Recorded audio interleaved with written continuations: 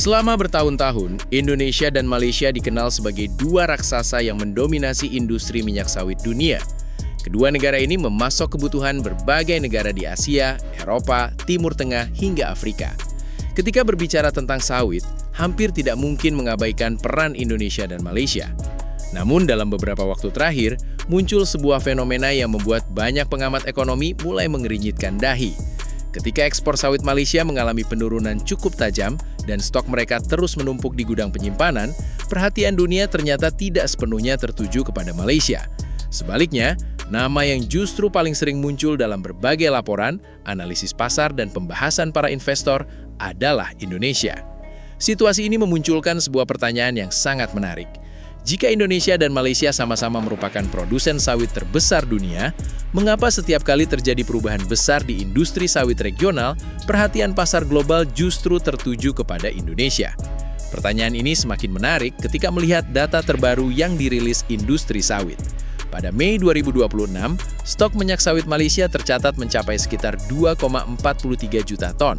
Angka ini meningkat lebih dari 5% dibandingkan bulan sebelumnya.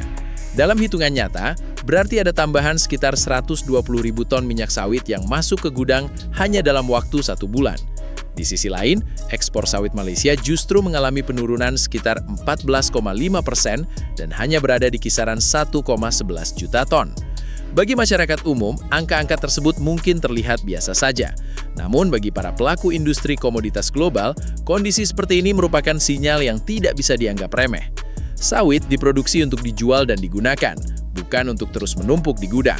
Ketika stok bertambah sementara ekspor melemah, berarti ada sesuatu yang sedang berubah dalam keseimbangan pasar.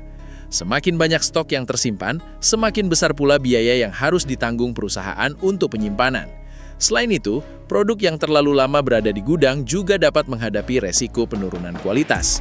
Karena itulah, banyak analis mulai mempertanyakan apa yang sebenarnya sedang terjadi di pasar sawit global. Apakah permintaan dunia sedang melambat? Apakah persaingan semakin ketat? Ataukah ada perubahan besar dalam pola perdagangan internasional yang sedang berlangsung? Namun di tengah berbagai pertanyaan tersebut, ada satu hal yang sangat menarik. Hampir setiap kali para analis membahas kondisi sawit Malaysia, nama Indonesia selalu ikut disebut. Saat ekspor Malaysia turun, Indonesia dibahas. Ketika harga sawit global dianalisis, Indonesia kembali menjadi sorotan. Bahkan ketika proyeksi masa depan industri sawit dihitung, Indonesia lagi yang menjadi faktor utama. Lalu, apa yang sebenarnya membuat Indonesia memiliki pengaruh sebesar itu? Jawabannya terletak pada satu kebijakan yang dalam beberapa tahun terakhir semakin sering menjadi perhatian dunia, yaitu program Biodiesel Indonesia. Program ini telah mengubah cara pasar global memandang industri sawit. Jika dahulu sawit Indonesia sebagian besar ditujukan untuk pasar ekspor, kini situasinya mulai berbeda. Sebagian besar produksi sawit nasional digunakan untuk memenuhi kebutuhan energi dalam negeri melalui program biodiesel yang terus diperluas. Secara sederhana, ketika Indonesia menggunakan lebih banyak minyak sawit untuk kebutuhan domestiknya sendiri, jumlah sawit yang tersedia untuk pasar internasional otomatis berkurang. Akibatnya, pasokan global menjadi lebih ketat. Dalam dunia ekonomi, ketika pasokan berkurang sementara permintaan tetap tinggi, harga biasanya akan tetap kuat atau bahkan meningkat. Inilah alasan mengapa banyak analis tetap optimis terhadap harga sawit dunia meskipun ekspor Malaysia sedang mengalami tekanan.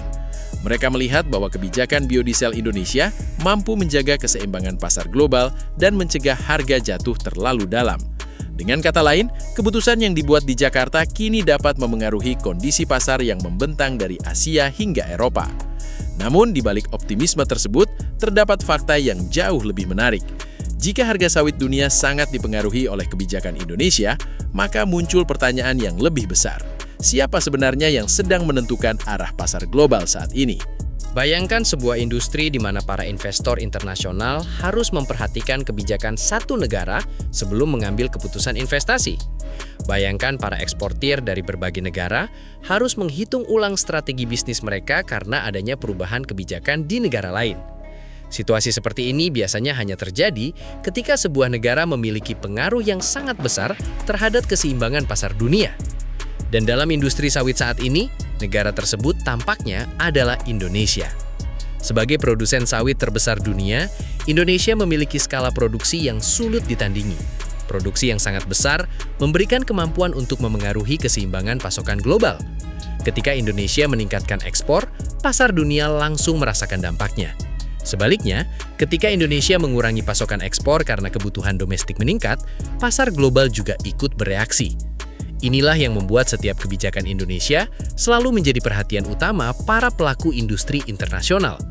Bahkan ketika isu utama berasal dari Malaysia, perhatian pasar tetap kembali kepada Indonesia. Fenomena ini menunjukkan bahwa posisi Indonesia dalam industri sawit telah berkembang jauh melampaui status sebagai produsen besar biasa. Kemudian muncul pertanyaan lain yang tak kalah menarik. Dengan stok Malaysia yang kini mencapai 2,43 juta ton, apakah Indonesia berpotensi menjadi solusi bagi kelebihan pasokan tersebut? Sekilas pertanyaan ini terdengar masuk akal. Namun jika melihat realitas industri, jawabannya tidak sesederhana itu. Indonesia sendiri merupakan produsen sekaligus eksportir sawit terbesar di dunia.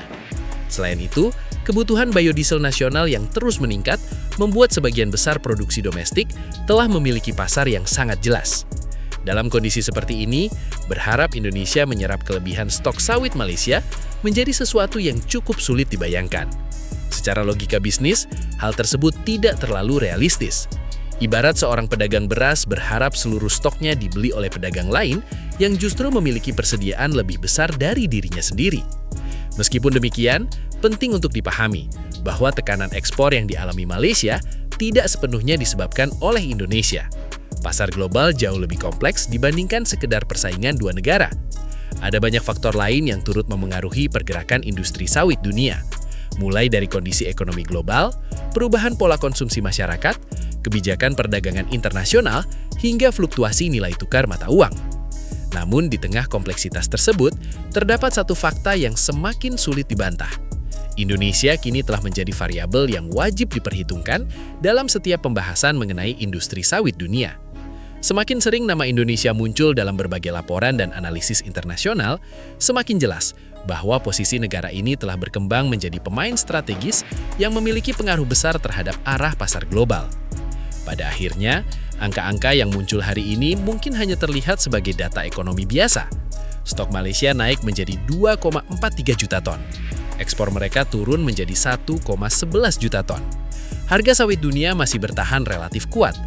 Namun di balik semua angka tersebut, terdapat sebuah pesan yang jauh lebih besar. Dalam industri sawit modern, kekuatan tidak selalu diukur dari siapa yang paling banyak berbicara atau siapa yang paling sering tampil di media. Kekuatan sejati seringkali terlihat dari siapa kebijakannya mampu membuat para investor, analis, eksportir, dan pelaku pasar dunia menghitung ulang strategi mereka. Dan jika melihat berbagai analisis yang beredar saat ini, ada satu nama yang terus muncul berulang kali dalam setiap perhitungan tersebut. Nama itu bukan Malaysia, nama itu adalah Indonesia.